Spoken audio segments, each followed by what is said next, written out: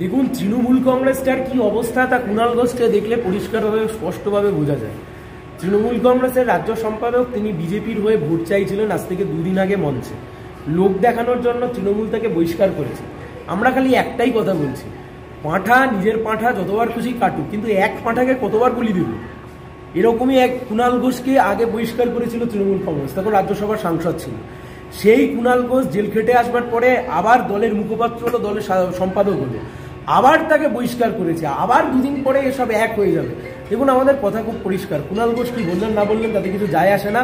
বাংলার মানুষ আজকে বুঝতে পারছে তৃণমূলের যাওয়ার সময় এসছে, আর বিজেপি ও যা ছিল তার হাফ হয়ে যাবে। পার্থ চট্টোপাধ্যায়ের প্রতি মমতার আস্থা ভরসা ছিল, তাই নিয়োগ দুর্নীতির খবর থাকলেও পার্থ তাকে ঝেড়ে ফেলতে পারেননি। সব ক্ষেত্রে একটা মানবিক আবেগ কাজ করছে। তাহলে চুরির ক্ষেত্রে রাজ্যের মুখ্যমন্ত্রী যে মানবিক, সেটা আজকে কুণাল ঘোষ স্বীকার করে নিলেন।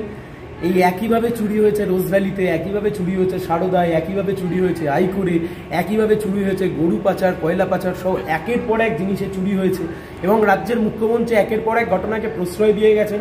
বিষয়টা শুধুমাত্র একজন পার্থ চ্যাটার্জি বা অনুব্রত মণ্ডলকে নিয়ে নয়, বিষয়টা গোটা তৃণমূল কংগ্রেস একটা প্রশাসনকে ব্যবহার করে একটা প্রাতিষ্ঠানিক দুর্নীতি করেছে, যে দুর্নীতি শরিক গোটা তৃণমূল কংগ্রেসের নেতা মন্ত্রী সবাই।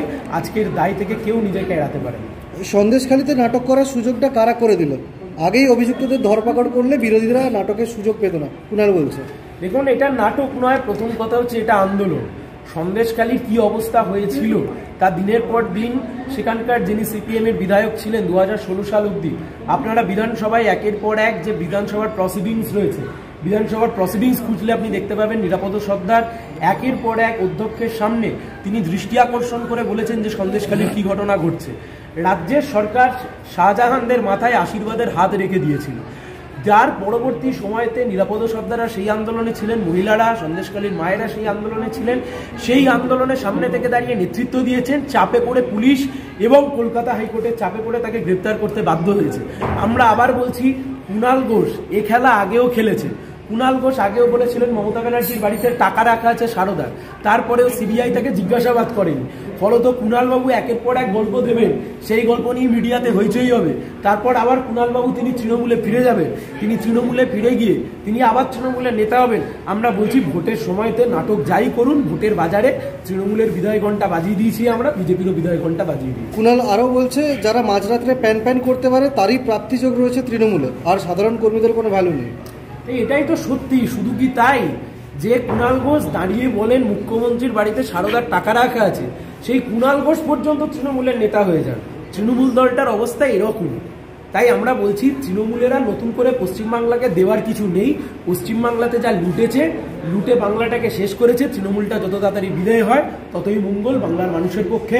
কিন্তু এর সাথে সাথে তৃণমূলের যে চোর জোচ্চরগুলো বিজেপিতে গিয়ে নেতা হয়েছে, এই দুটো ফুল, জোড়া ফুল এবং পদ্ম ফুলকে সমূলে উৎখাত করতে হবে গোটা বাংলা জুড়ে। যোগ্যদের চাকরি নিয়ে অনেক আগে ভাবা উচিত ছিল, এখন অনেকটা দেরি হয়ে গেছে। মন থেকে চেষ্টা চালিয়েও কাজের কাজ হয়নি। কুণাল, দেখুন আমরা প্রথম থেকে বলেছি, কুণালবাবু তখন জেলের মধ্যে ছিলেন। যোগ্য চাকরি প্রার্থীদের সময়তে যোগ্য চাকরি প্রার্থীদেরকে সাথে নিয়ে যে লড়াই, যে আন্দোলন আমরা করেছি, কুণালবাবু তখন জেলের মধ্যে ছিলেন। আমাদের কথা খুব স্পষ্ট, যা নাটক করার করুন, যোগ্যদেরকে, কিছু অযোগ্যদেরকে বাঁচানোর জন্য যোগ্যদের জীবনটাকে, যোগ্যদের কেরিয়ারটাকে দয়া করে বলি করে দেবেন না। আজকে রাজ্যের সরকার অযোগ্যদেরকে বাঁচাতে চাইছে, আর বাঁচাতে চাইছে বলেই যোগ্যদের জীবন, যোগ্য চাকরি প্রার্থী শিক্ষকদের যে ভবিষ্যৎ, সেটাকে আজকে প্রশ্ন চিহ্নের সামনে দাঁড় করিয়ে দিয়েছে। কর্মীদের পাশে থেকে মানুষকে পরিষেবা দেওয়ার প্রসঙ্গে এগিয়ে তাপস রায়, আর অভিজ্ঞ নেতা হয় ভোটটা বের করে নিয়ে যেতে জানেন সুদীপ দা, ফের স্কুটি। হ্যাঁ, তো তাই তো বলছি, তৃণমূল কংগ্রেস আর বিজেপির দুটো দুটো করে প্রার্থী আছে। মহিষাদলে এসে মমতা ব্যানার্জি বলছেন, আমাদের মঞ্চে এখন উপস্থিত রয়েছেন আমাদের প্রার্থী অভিজিৎ, বলে জিপ কেটে বলছেন দেবাংশু। তার মানে কি?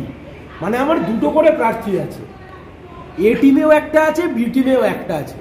এটাকে যদি না জেতাতে পারি তাহলে বিটাকে জেতাবো, কিন্তু খবরদার সিপিআইএম বা কংগ্রেস কোথাও যাতে না মাথা তুলে দাঁড়ায়, তার জন্য প্রয়োজনীয় ব্যবস্থা গ্রহণ করব। বাংলার মানুষ এদের চালাকিটা ধরে ফেলেছে, বিদায়ের ঘন্টা বাজিয়ে দিয়েছি আমরা। আজকে নমিনেশন দিতে এসেছিলাম, তমলুক জিতব।